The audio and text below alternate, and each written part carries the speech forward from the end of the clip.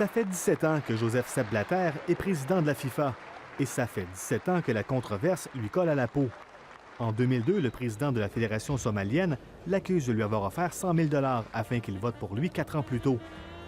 Le Suisse de 79 ans a gagné ses élections 4 fois, dont une par acclamation.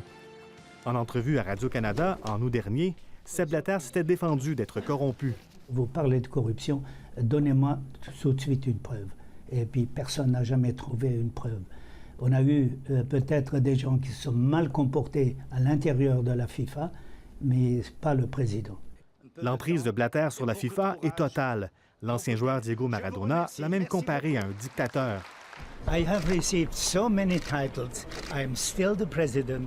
Blatter a accepté la critique sans broncher cette semaine, rappelant qu'il était encore président et qu'il visait un 5e mandat. Sepp Blatter dirige une fédération comptant 209 membres. C'est plus que l'ONU et que le CIO. Chaque nation, peu importe sa taille, détient un vote à l'élection présidentielle. Et justement, selon plusieurs de ses détracteurs, c'est avec le vote des petits pays que Blatter maintient son emprise. La FIFA y investit des millions de dollars pour des projets de développement du soccer. Sepp Blatter comptait beaucoup d'appui dans la CONCACAF, la Confédération régionale de soccer représentant l'Amérique du Nord, centrale et les Caraïbes.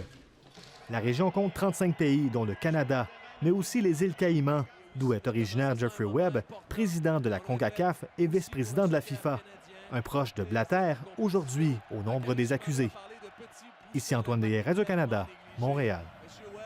J'accueille maintenant notre collègue Robert Frozy qui suit depuis longtemps la FIFA et la corruption. Ça fait longtemps qu'on en parle.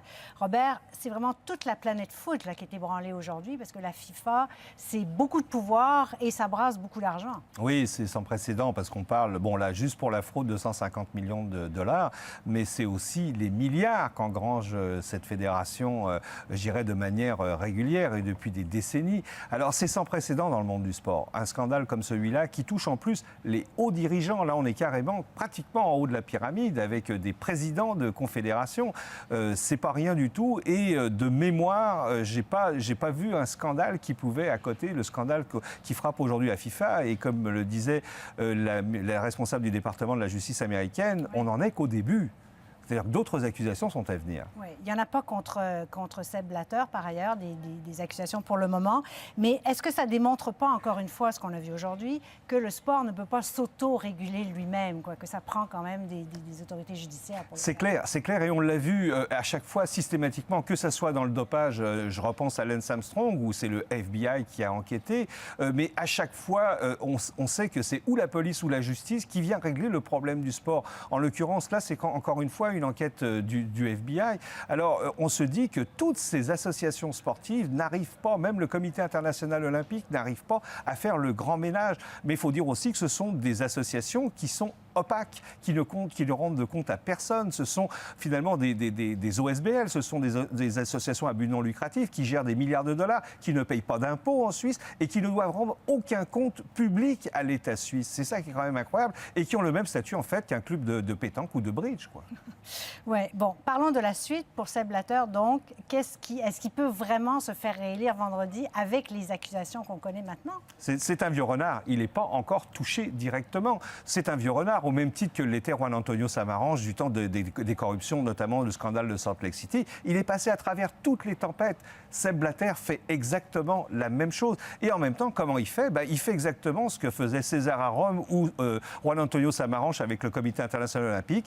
Il a sa garde rapprochée, une garde qu'il a bâtie avec des soutiens étatiques dans un certain nombre de continents. Et il sera difficile à détrôner finalement. Et si l'élection a lieu vendredi, je suis convaincu qu'il va être réélu. Oui, mais là, il y a quand même des négociations, toutes sortes de choses qui se passent en coulisses là, en ce moment, non? On ne sait pas. Moi, j'aimerais ça être une petite souris. C'est sûr que je ne sais pas ce que détient encore le département de la justice américaine. C'est-à-dire que est-ce qu'ils détiennent des preuves contre le plus haut sommet de la pyramide, donc contre le président, ça sera à voir. Et ça pourrait être effectivement dommageable. En attendant, les Européens, par exemple, demandent le report carrément de l'élection de vendredi.